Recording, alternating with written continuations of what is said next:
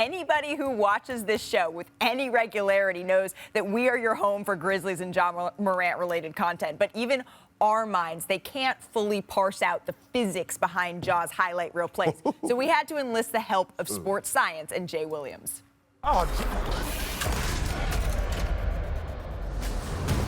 Memphis Grizzlies high-flying star Ja Morant might be the most explosive athlete in the NBA. Oh, my goodness. And this season, he isn't just elevating himself to the next level, but his team as well.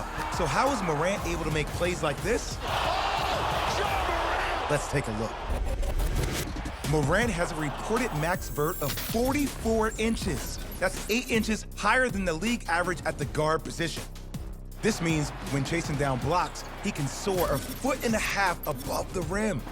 In fact, we estimate Morant's block radius to be 3,500 cubic feet. That's the same block radius as center Clint Capella, who's 7 inches taller. Now, the key to Morant's athleticism lies in the explosive muscles of his lower body. See, during the propulsion phase of a vertical jump, your body relies on a quick burst of energy generated by the thick fibers called fast-twitch muscles. And Morant is able to use these powerful fibers to generate enough vertical momentum to launch himself at over 20 miles per hour. That's actually on par with the takeoff speed attained by Olympic long jumpers. Now, once he's airborne, Morant can tap into his elite level of body control thanks to sensory cells in his muscles called proprioceptors. These neural navigators send information to the central nervous system, allowing Morant's brain to map out his body in space. This is a huge reason why he can spin 360 degrees and lay it in while only having visual contact with the hoop for just 0.3 of a second. Spins off Hill and scores.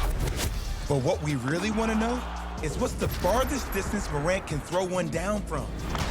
Well, if like a long jumper, Morant measures his steps back from his launch point, he can maximize his takeoff speed to almost 21 miles per hour. Factor in the 10.5-foot apex of his trajectory, as well as his lengthy 6'7" wingspan. And we believe that Morant can flush it from 16 feet out. That's a foot beyond the free throw line.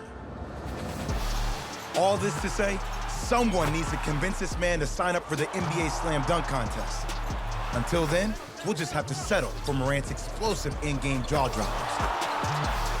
Morant with a running start. Elevates.